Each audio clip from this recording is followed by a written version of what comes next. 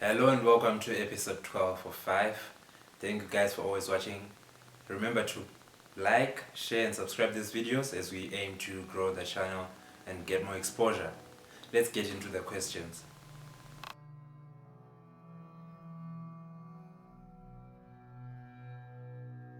When I'm assessing the options for Sergio Kun Agüero, I look at about 3 teams. One is unrealistic, of course, Manchester United, and Ole has already rebuffed the option of having Sergio Kun Agüero on his squad. But just imagine, with the number of chances that they create, with a finisher like Sergio Kun Agüero, a guy who's an accomplished finisher. You look at football, there could be 3 or 4 guys who can maybe finish as good or are better than Sergio Kun Agüero. The other team I look at is maybe Paris Saint-Germain. You look at PSG at the moment, then contract negotiations with Neymar. We don't really know how that is going to pan out. There's also Kylian Mbappe, who's got 1 year left on his deal.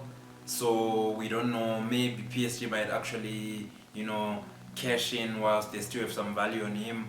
There's talk of Kylian Mbappe wanting to go and play in a more competitive league.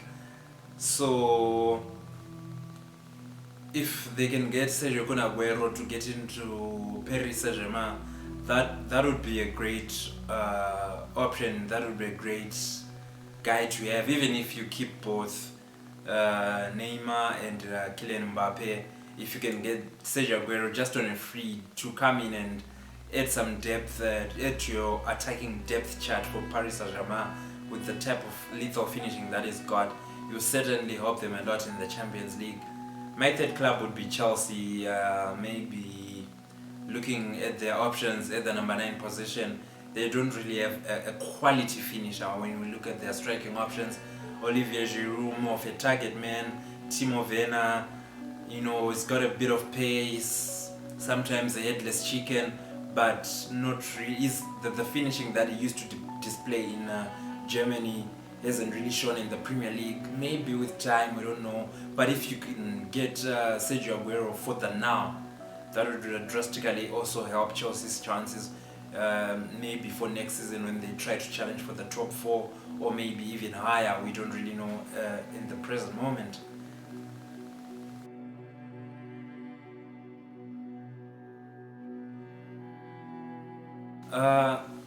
Last week when I had the chance to exchange a few emails with the Manchester City CEO Khaldoon Mubarak, he was trying to maybe show that City aren't just gonna go for the big spend, just go splash money on the biggest number 9 they can find out there. We called it smart money, smart business. But let's be honest, when you lose a guy like Sergio Agüero, what type of smart business can you do? Can you just go to a team like Burnley, look at their striker Chris Wood and pay a measly £10 million, then come and transform him into the next world-class striker in the world?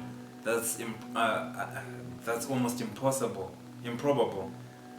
So when I look at who they should be replacing Sergio Agüero with, I don't even want to discuss options B, C and D.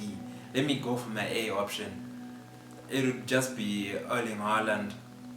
If they can get Erling Haaland through the door for Manchester City, that would be quite a brilliant move in terms of replacing Sergio Kun Agüero. He's also a phenomenal finisher.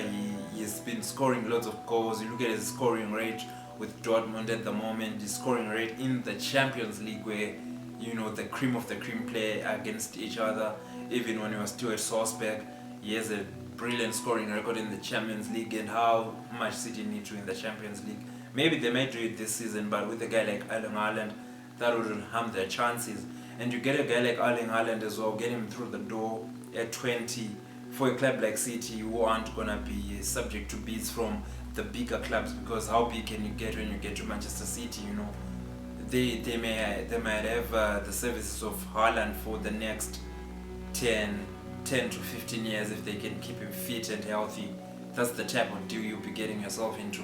So no matter how much money Dortmund asks for, you always win at the end of the day if you can get a guy like Haaland through the door and he gives you so many years of the brilliant performance that he has shown he can bring to the table.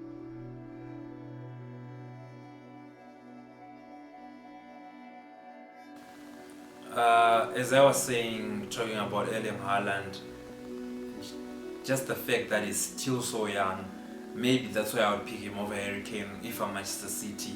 You know, Harry Kane is still smells better than Erling Haaland at the moment just because of the experience and what he's done so far. So I then look at it at an age factor.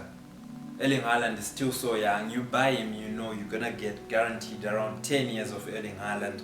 You look at a guy like Harry Kane, he's already 27, 28. Maybe you get 5 good years out of him, you know. That's still brilliant, but when you compare the years of service that each can give you, I think I'll just pick Erling Haaland just because he's still so young, but he's also so good. So you can have him for a longer period of time. He can even be the next talisman, the next guy when you replace the rest of the team who's going to be leading that team. You know, and it also doesn't hurt that his father used to play for Manchester City, a different Manchester City that is.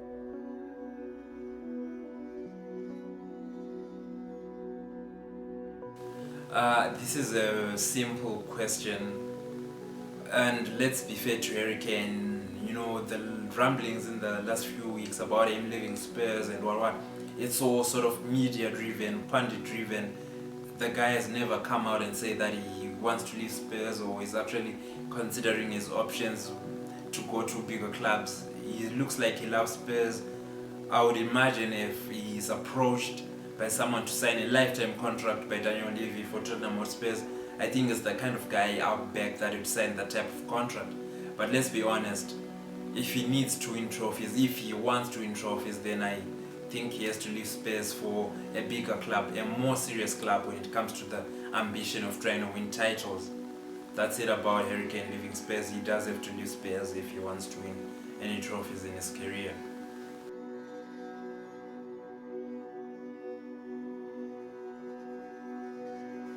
When I'm looking at a guy like Conor Gallagher, for those of you who don't know him, he's one of the young kids in Chelsea's loan army. He was loaned to West Brom. West Brom have been very bad in the Premier League and their chances of surviving are pretty slim at this moment.